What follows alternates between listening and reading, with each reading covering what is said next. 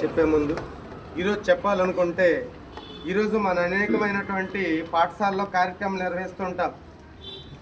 అన్ని కార్యక్రమాలు ఒక వంతు అయితే ఈరోజు మీరు పాల్గొన్నటువంటి ఈ కార్యక్రమం అనేది ఒక ప్రత్యేకమైనటువంటి కార్యక్రమం.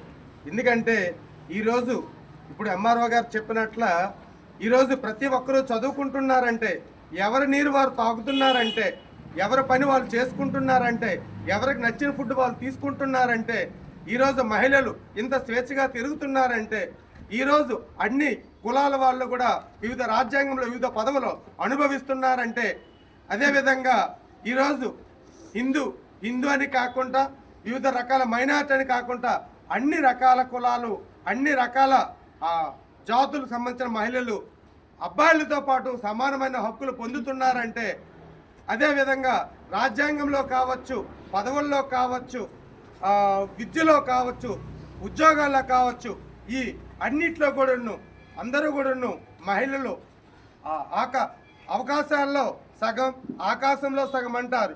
ఇవన్నీ కూడా పొందడానికి ప్రధానమైనటువంటి కారణం డాక్టర్ బిఆర్ అంబేద్కర్ గారు. ఎందుకంటే అంబేద్కర్ గారు తను నిర్వహించినటువంటి, తను చేసినటువంటి కార్యక్రమాలు అనేవి మనం చెప్పుకోవడానికి టైం అనేది చాలదు. ఆయన చేసినటువంటి కార్యక్రమాలు ఎటువంటివి అంటే, అప్పటి తను యాక్టివ్గా ఉన్నప్పుడు, ఆయన బ్రతికున్నప్పుడు, ఆయన యూత్గా ఉండేటప్పుడు తీసుకున్న నిర్ణయాలు కూడాను ఈ నవీన కాలానికి సమానంగా భవిష్యత్తు కొన్ని వందల సంవత్సరాలకు కూడా ఇటువంటి మహోన్నతమైన వ్యక్తికి ఈరోజు చిన్నపిల్లలు, కప్స్, బుల్స్, అదేవిధంగా స్కౌట్స్ మరియు గైడ్స్ విద్యార్థులు ఇటువంటి బృహత్కర కార్యక్రమాల్లో ఈ ర్యాలీలో పాల్గొన్నటువంటి మీకు అందరికీ ప్రత్యేకమైనటువంటి అభినందనలు తెలియజేస్తున్నాం. ఇటువంటి ప్రభుత్వ హాలిడే రోజు కూడా వచ్చినటువంటి వివిధ అనేకమైనటువంటి మా డాక్టర్ గారికి అయితే అనేకమైన కార్యక్రమాలు ఉన్నాయి. ఆయన ఈ కార్యక్రమాన్ని ఉద్దేశించి వచ్చినందుకు పేరున శ్రీరామూర్తి గారు ఓట్ ఆఫ్ థ్యాంక్స్లో చెప్తారు. ఓట్ ఆఫ్ థ్యాంక్స్ చెప్పాల్సిందిగా శ్రీరామూర్తి గారు.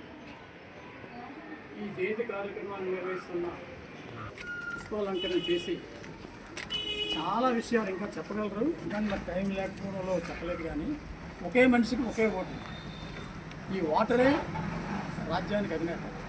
అంతగా ప్రభావితం చేసిన రాజ్యాంగాన్ని ఆయన రచించారు. అనేక విషయాలు తహసీల్దార్ గారు చెప్పారు, అట్లాగే రమేష్ కుమార్ గారు, రాంబాబు గారు, ఇంకా జన విజ్ఞాని గారు, ఉపాధ్యక్షులు అందరూ చాలా విషయాలు చెప్పారు. వాళ్ళందరికీ కూడా నా ధన్యవాదాలు. అట్లాగే ఉపాధ్యాయుల సిబ్బందికి ప్రధానంగా మాకు అవకాశం ఇచ్చి మా ఉపన్యాసాలను ఆలపించిన మీకు అందరికీ కూడా ప్రత్యేకంగా ధన్యవాదాలు తెలియజేస్తూ మరోసారి ఈ కార్యక్రమం నిర్వాహకులకి అభినందనలు తెలియజేస్తున్నాను.